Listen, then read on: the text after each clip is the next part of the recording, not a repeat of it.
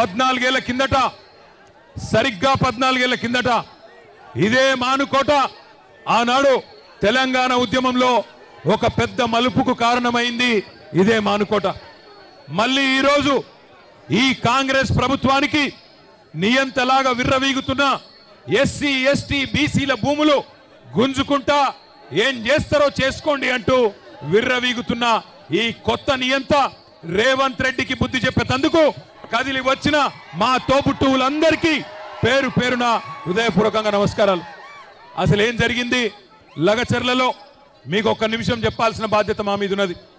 ఎందుకు వచ్చిన మానుకోటకు చెప్పవలసిన బాధ్యత మా మీద ఉన్నది. లగచర్లలో ఏం జరిగింది అంటే, కొడంగల్లో ముఖ్యమంత్రి గారి నియోజకవర్గంలో ఏం జరుగుతా ఉన్నదంటే, ఒక్క మాట మీరందరూ దయచేసి జాగ్రత్తగా వినాలా. 9 నెలలుగా లగచర్లలో, దుద్యాల మండలంలో, కొడంగల్లులో అక్కడ ఉండే గిరిజన రైతులు, అక్కడ ఉండే దళిత రైతులు, అక్కడ ఉండే బీసీ రైతులు తిరగబడ్డారు ముఖ్యమంత్రి మీద. 3,000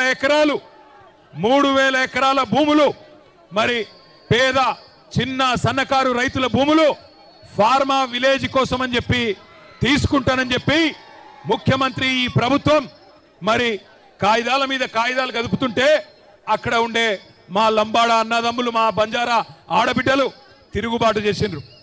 9 నెలలుగా అక్కడ టెంట్ వేసుకొని ధర్నా చేస్తా ఉన్నారు. ముఖ్యమంత్రి, నువ్వు మా ఓట్లతో గెలిచినావు, మా మాట విను, ఈ నిర్ణయం మార్చుకో అని చెప్పిండ్రు. కానీ 9 నెలలకెళ్ళి ముఖ్యమంత్రికి టైం దొరకలేదు, ముఖ్యమంత్రికి సమయం దొరకలేదు. సొంత నియోజకవర్గంలో ఓటేసి గెలిపించిన అక్కడి ఆడబిడ్డలు, గిరిజన ఆడబిడ్డలను కానీ, అక్కడ ఉన్న దళిత అన్నదమ్ములను కానీ కలుసుకునే టైం ముఖ్యమంత్రికి లేదు. ఎక్కే విమానం, దిగే విమానం, ఢిల్లీకి పోవాలి రావాలి 28 సార్లు పోయిండు, 28 రూపాయలు కూడా తేలేకపోయిండు. అట్లాంటి ముఖ్యమంత్రి ఈరోజు సొంత నియోజకవర్గంలోనే ఈరోజు తిరుగుబాటును ఎదుర్కొంటా ఉన్నాడు. మొన్న జరిగింది అధికారులకు వ్యతిరేకంగా జరిగిన నిరసన ప్రదర్శన కాదు. అధికారులు పోతే నిరసన వ్యక్తం చేసిండ్రు, అదే రేవంత్ రెడ్డి పోతే ఉరికిచ్చి కొట్టేటోళ్ళు మొన్న మా గిరిజన అన్నదమ్ములు. ఇది వాస్తవం. ఎందుకంటే మీకు తెలుసు, ఇదే భారతదేశంలో ఈయన కంటే నేను చాలా గొప్పవాడిని అనుకునే నరేంద్ర మోడీనే, భారత ప్రధానమంత్రినే సంవత్సరం పాటు రైతులు ఆందోళన చేస్తే ఆ నల్ల చట్టాలు వెనుకకు తీసుకోక తప్పని పరిస్థితి. అది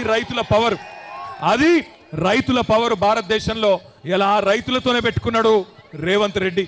చిన్న సన్నకారు రైతులు బక్కజిక్కిన ప్రాణాలు, వాళ్ళతోని ఇలా జులుం చేసే ప్రయత్నం చేస్తా ఉన్నాడు.